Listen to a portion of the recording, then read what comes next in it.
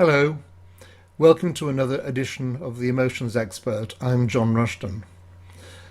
A lot of people have been in contact talking about their lives, what they do, what's happened to them, why things are not going as well as they should or they expected, and lots of points in between. And one of the things is the personal arrogance. And it's not the arrogance about themselves as such. It's like the fact that they want to be independent. They want to do things themselves.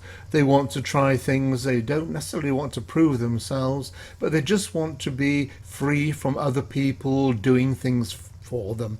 And it's not for any untoward reason. They just feel more comfortable doing things themselves. I'm going to tell you a little story. It's a religious connotation, but it's not a religious story as such. You can put this into any kind of context. But it's important that when help does come along in life, that you take advantage of that help. Otherwise, it wouldn't be help. People often offer help because in the past they've been given help themselves and they want to reciprocate and give that help to other people. They want to give other people the benefit of getting them further down the line in life or all of these things. It's a story about an elderly lady in a little valley, and she was experiencing floods. And in those flooded times, the water crept up to the front door and it was getting quite sort of frightening. So she went onto the first floor, and lo and behold, a few hours later, the water crept up and it's now on the first floor. Well, her house was a tall house and she had a second floor. And she went onto the second floor, which had a very, very, very small balcony. And she's now on the balcony and the waters are still rising. These are tremendous times, out of the ordinary water, rain, hail, whatever. And the waters are flooding down the side of the mountains and everything else. And she's now stood on the balcony and the water is actually over her feet while she's stood on the balcony. And she sees in a distance a boat coming along. And there are people in the boat, and a chap shouts to her, he said, "All right, dear, we're coming to save you, we're coming to rescue you, we'll just be a couple of moments, don't worry." And she said, "Oh, no, I don't want help, I don't want help, God's going to help me. God's going to save me." He said, "Oh, no, come on, we're here now, we'll take you." She said, "No, I don't want any help." She said, "God's going to help me." So off they went. He's not going to challenge her or anything because there are other people on the roofs of their smaller houses shouting and screaming to get off as the waters continually rise. And the waters did continually rise and they went now up to her waist. And another boat in the distance sees her on the balcony. And this chap says the same thing. He said, "We're coming to rescue you, don't worry, we'll be there very, very shortly, we're on our way." And there are other people in the boat as well. And she said, "No, don't stop, God's going to save me, I don't need your help, I'm going to do it on my own. God's going to be with me, He's going to help me, He's going to save me, He's going to take me out of this mess."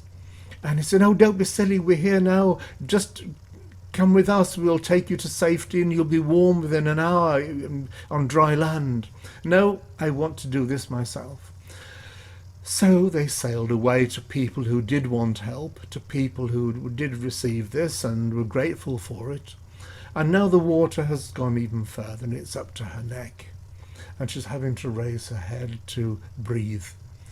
And she's saying, "God, why haven't you helped me? Why have you left me like this?" And God said, "I've sent you 2 boats, what more do you want?" And I think this is basically what people see in life. They have an idea of what they would like regarding help, what fantasies they would like regarding their situation to be changed. They don't want to be looked upon as people receiving things or as people taking for the sake of taking. It's all something which has been fabricated in their own minds. Whereas this woman had the same thing. She had a view that God would suddenly send this angel down, and a light shaft would come down from the heavens, and all of a sudden she'd be zoomed up and everything would be marvellous. And of course it doesn't happen like that. We've got to look at life in a reality situation. We've got to look at life where something means something. And if somebody offers you help, then that's up to you to receive it. If you need that help, or it's going to make a difference or a positive change to your life, you've got to take that help and not just go back and say, oh no, I can't do this, I can't do that, and what will people think? It doesn't matter what people think. People have nothing to do with your life. You are in charge of your life. You are the person that's going to live your life every day, nobody else. You are the one who's going to make the decisions.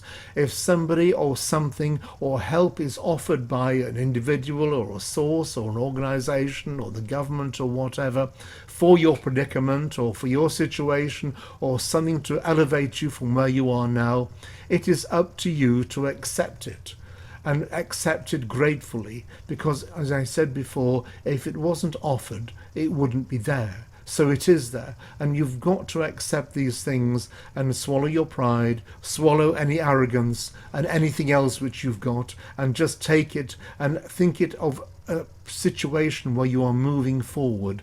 This is something which has come across, and it's going to elevate you to another position in life. It's going to make you go forward a far, far better place and position. Accept this and do your best in life.